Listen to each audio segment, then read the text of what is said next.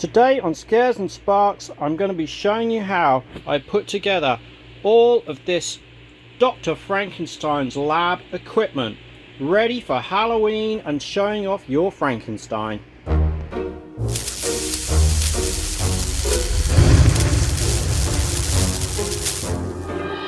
So before I started the project, I figured I'd have a look at what's available out there already. Searched all over YouTube, found lots of videos showing the stuff that people had made, but very little actually explaining how they worked, how they'd put them together, what they were made of, how they did the lighting, any of that information. Some were really impressive, whole rooms of stuff built up, looked professional. And then I also looked into Pinterest, where there was plenty more pictures of professional setups giving an idea of what we can want to build. And it's all really about looking for that kind of steampunky type look.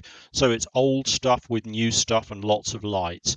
If you can make it look old and kind of lived in like that, then it looks more real and it's more believable overall.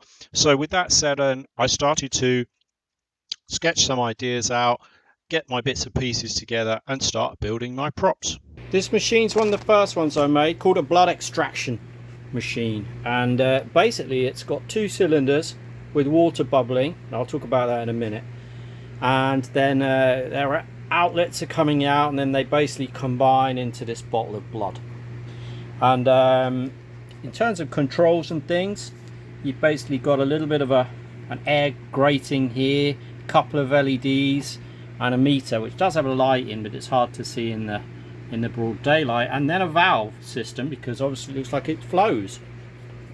Now the box is made of wooden shelf offcuts basically that I had lying around that I couldn't think of anything to do, so they're screwed together and glued together, and then they leave a big space at the front for this piece here. This is 1/4 inch plywood, just been spray painted silver and then finished with a sort of a dirty brown wash. I might give all of this a bit more of a wash towards the end. Now this is an upturned cookie tin that's then bolted to a bracket to hold it in position, and the reason I wanted something under it, you can see there's a red LED which helps light up the liquid. Now you've also got LEDs under each of these tubes. These tubes are really an old wonky shape, so I got too close to them with a heat gun. These were actually from some toys that came from IKEA. They're very thin. I would not use them again. I would use clear plastic water bottles if you're going to do it, because the plastic is thicker, so it'll be easier to drill, etc. And at the bottom, this is just a 3D printed piece that's been spray painted a kind of metallic grey colour, which matches these ones on the top. The piping is standard 1/2 inch plumbing piping, and it's just decorative, it doesn't do anything. And all I've did was basically give it a coat of this black and then a light dusting of a sort of coppery colour to make it look more sort of worn. So what does it do from behind? Well, let's just turn it round and I shall show you. So this is how I secure this top network. It's basically just one bracket holding that on, and then inside you'll see the box. It's basically just got a wooden frame and then some cutouts for lights. So you can see this one is an RGB LED that is coming from under this blue one, and I've just wired it up so the blue light is on, and similarly I've just wired this one up for the green light. And you'll see that it's a few cool things. I think these are these 5mm LEDs that you already got wires on, very quick and easy to use. And then this LED behind the grating, I've just basically stuck some packing foam in there, painted it black, and you see that the one that you can't see very well, the instrument, actually has a 4 LED light behind it, so it does light up in the dark. And you'll see all of this is it doesn't do anything, it's just a prop. Yeah, all the wiring goes to this little board here. It's all 12 volts, just all soldered together.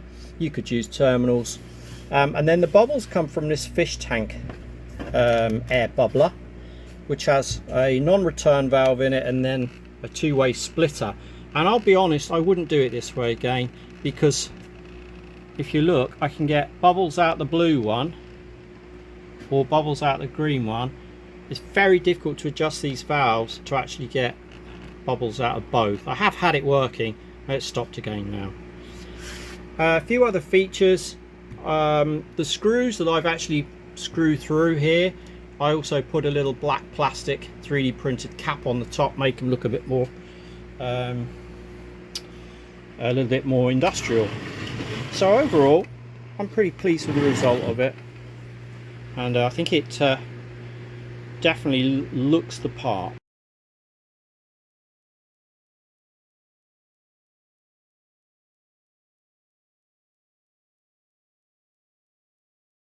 This unit is the brain exciter and plasmatron. I don't even know what that means, but I found it on the web and it sounded pretty cool. So this one is built from wooden shelf offcuts, which are bolted together.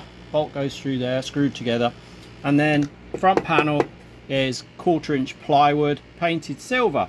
And I'll probably do more distressing and stuff on this, in fact all of them, beforehand. You can see there's lights coming through the front. There's also a light coming through the instrument. A set of knife switches, all 3D printed. This 3D printed as well, as are my LED holders, as are this is this wheel and this other weird thing which I had left over from another project. And the wheel actually turns and doing it, of course. Now the little signs are also 3D printed. These are printed out on paper and then sprayed with something that's going to hopefully not get bad when it gets wet. And you can see that this machine here is exciting the brain using the heart of a child and the heart of a teenager. And at the back we've got some little high voltage distributors not to be looked at and touched. And then we have our brain. Now, a lot of 3D printing in this one. The heart is 3D printed and then painted, and I've put an LED inside. This other heart the same. These little domes are little miniature cloches that I got in the Dollar Tree, as in this big one where the brain is also a larger cloche that I got in the Dollar Tree. The brain is also 3D printed and painted, again with an LED inside, and it sits on just some sort of scrap plastic piece and metal lid that I found lying around. That's all. As much of it as I can is made of scrap or 3D prints. I don't like spending money on things. And then there's a little bit of plastic tube which goes right into the heart here, and a wire to energize the heart as well. And then this has a control board, and that's the way I do these heartbeats. You can see here the heart is beating, boom boom boom boom. This one is also beating with a slightly different speed, a little bit faster, and the brain is actually sort of pulsing and changing color between sort of yellow and green under there. I took advantage of that by also combining with my plasmatron, which is basically created from plastic plates glued with these 3D printed separators, another plastic 3D print on the top with some wires to hold the thing together, and then one of these standard small plasma balls on the top, which was a small one. It's about a 3-inch or something, like 4-inch maybe. And then on the top, it's actually built onto top of a cookie tin. There's a couple of LEDs and a little hole here for ventilation, and you can see that's pulsing as well because they have the same LED strip in. This uses a special LED strip that I can individually turn all the colors on and off and change. I can do almost any pattern you can think of on this thing. It uses a WS2812 LED strip if you want to try and make it yourself. Let's have a little look around the back. So it's all powered off a single 12-volt cable coming in. You see the construction of the thing's just wood with bits of brackets. The LEDs come through from, this one's from the heart, this one here is from the heart, then you've got the LEDs that go in the back, and then here's a little control board. So this is an ESP32 running WLED, and it is using these MOSFET transistors, which hopefully you can see, and those are turning on the hearts and the brain, and then it's directly connecting via this connection to the plasmatron, which as I say is a direct WS2812 LED strip. And the WLED it's real clever on one of these things. It can do all of these functions, so the brain pulsing, the two hearts going differently, and this thing all at the same time, no problem, and any pattern you want. So I decided I'd just use this one control board, which now enable me to effectively build two props for one.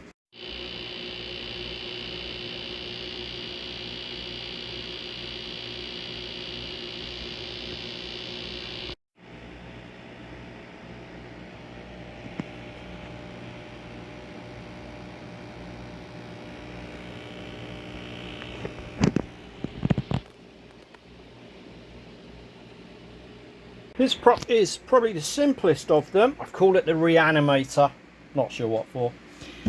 Same basic gig as the other ones. Wooden shelves, basically screwed and glued together. Any bits painted up. Piece of plywood on the front with a silver paint on, and then a set of instruments, largely 3D printed. These LED holders are 3D printed. This whole box here, along with this knob, also 3D printed. These are little cute dials, 3D printed. The knobs aren't. I just bought those. This little grate here is 3D printed with a metal mesh behind it. And up here, this unit here, I actually 3D printed this, designed this to fit these bottles. Now these were actually cocktail drinking glasses that I found in Dollar Tree. And they even had a little palm tree leaves and stuff on. So I took them off. I 3D printed some gold balls. I was going to buy them, but I just couldn't find them in the right size. Not for a clever price anyway. And then the orange light is one of these EL fluorescent lights, which basically gets snaked up into this one, goes through the dome, into this one and down. Quite awkward to put them through the holes in the domes. Allow yourself time for that. Little 3D printed sign here, and these are the weird things. I think were from like furniture or something like that. They were corner protectors. And the finish I'm using on a lot of these devices is rub and buff. So this is like an antique gold rub and buff. This is a silver. These are actually sprayed gold. But the rub and buff stuff gives you, some really nice texture and touches. This is all rub and buff as well, all around the edge of this tin, and you can make them as shiny or not so shiny as you want, really. But I think they do a great job of making things look kind of dirty and old, all at the same time. If we turn this one around, this is a relatively easy one. This one powered again by 12 volts, and there's a few little oddities here. I wanted the whole thing powered by 12 volts, so 12 volts comes in here. I've actually got a little voltage converter board here. This is called a buck regulator, and this is generating out 5 volts, and the reason that's there is to power the EL lights. So this used to have a battery connector on. You see, battery connector. I took them apart, and then there's a control button here which turns it on. At the moment I've got them in fast flash mode. You can also have them on really fast flash mode. You can have them on slow or just on. And similarly to the other ones I've done, it's just screwed and glued together, the box. The LEDs are these 5mm you just buy pre-wired for 12 volts. That's another great thing. Standardize on 12 volts, standardize on 12 volt connectors, and everything just wires together. Takes all the hassle out of things. So very simple design, this one, and hopefully people think it looks effective.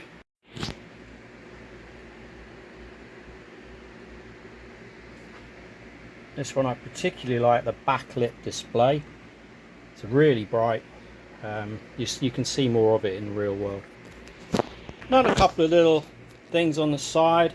I wanted something that I could use get some smoke going, so I've made this kind of meant to look like a little bit of an industrial oven. Got a few little stains and stuff over it.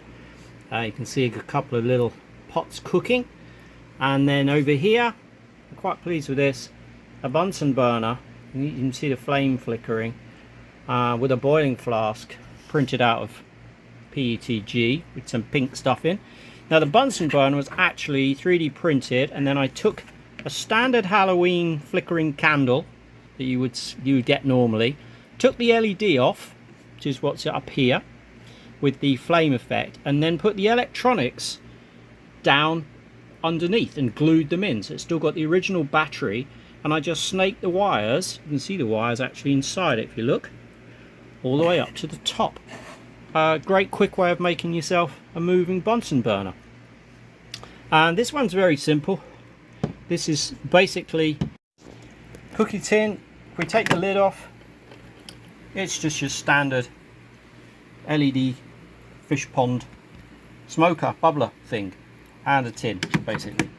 And then all I've done here is these two plastic grates were 3D printed, and then this is standard metal mesh wire, you know, chicken wire type stuff, to give it a look of a actual cooking thing.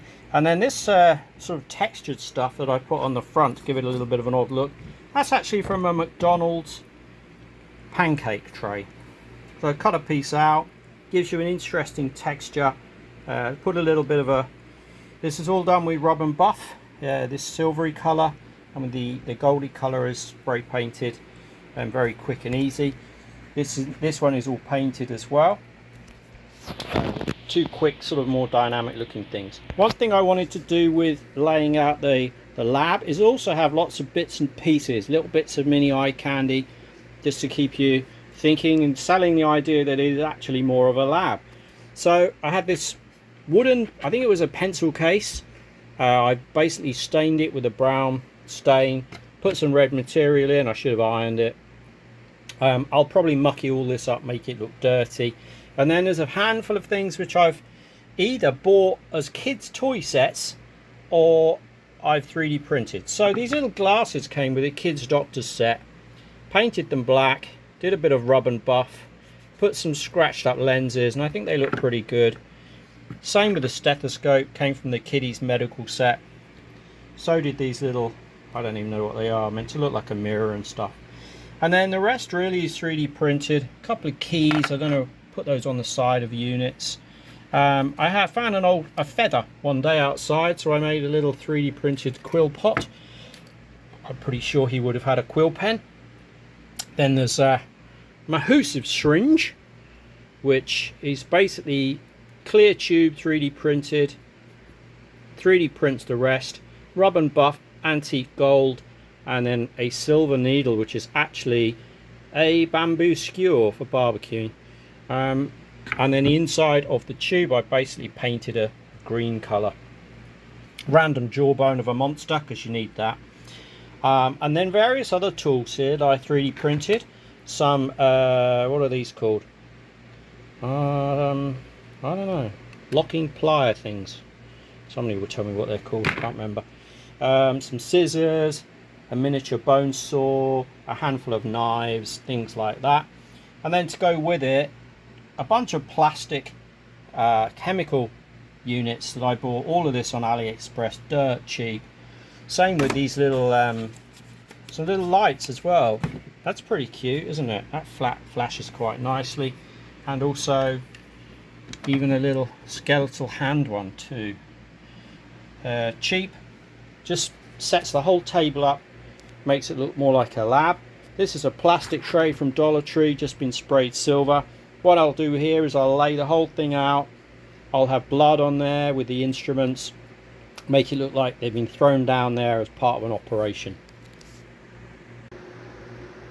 So this is a little slideshow of literally a couple of animated GIFs that I found online, which look like X-rays, or I don't know, maybe X-rays, I don't know. Put them together into a little mini video. Obviously put a little bit of advertising in, and this is just shown on a standard 16:9 widescreen monitor that I picked up for like $10 or something.